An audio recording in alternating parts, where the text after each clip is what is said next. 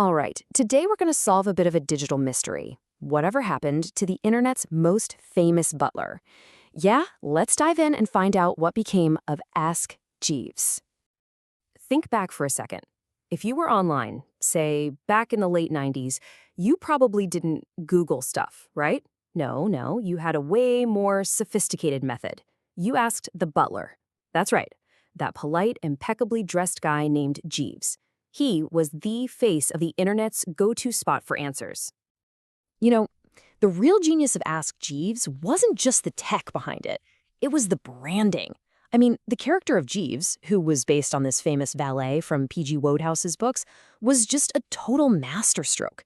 He was this perfect symbol of a personal servant who could fetch you the answer to, well, literally anything. It was such a charming and honestly brilliant way to make the early web, which was kind of chaotic, feel a whole lot more human. Okay, so Jeeves was more than just a friendly face, right? The real magic was the technology that was working behind the scenes.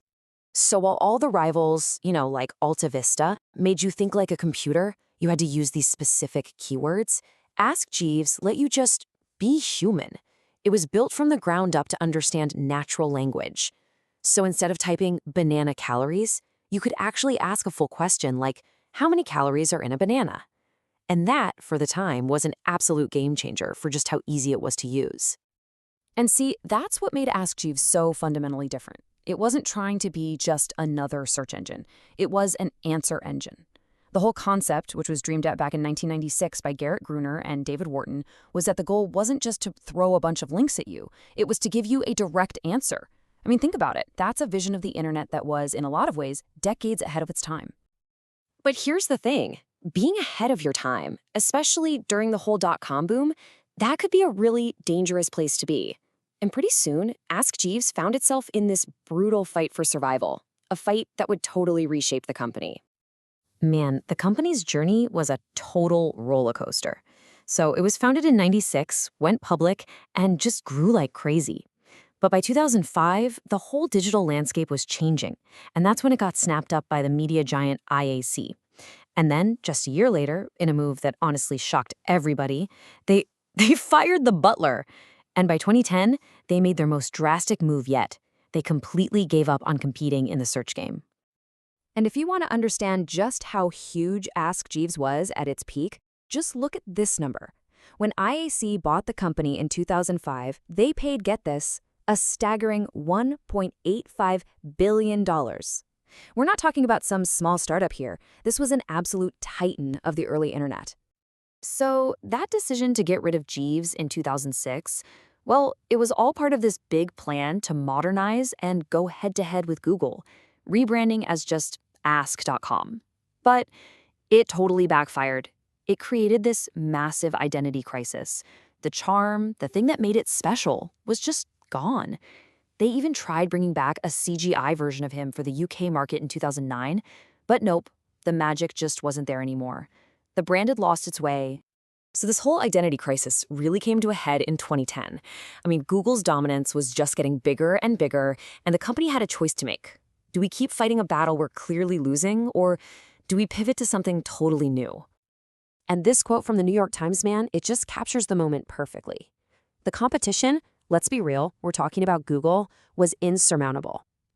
See, while Ask Jeeves was focused on understanding human language, which is amazing, Google was just way faster and way better at indexing the entire web with its keyword system. And that sheer scale, well, it proved impossible to beat.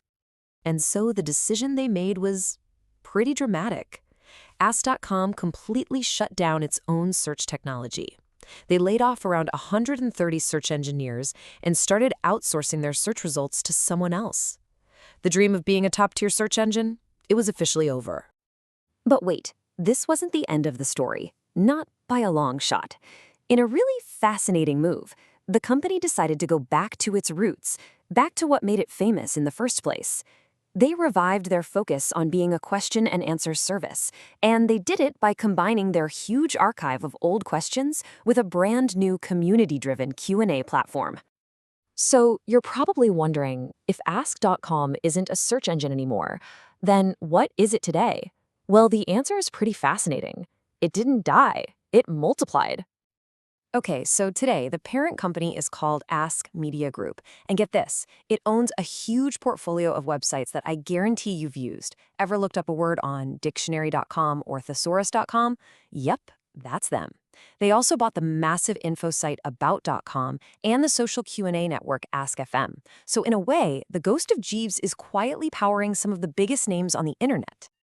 And the original Ask.com website? Well, it's been completely transformed. Instead of trying to compete in search, it's become a modern content publisher.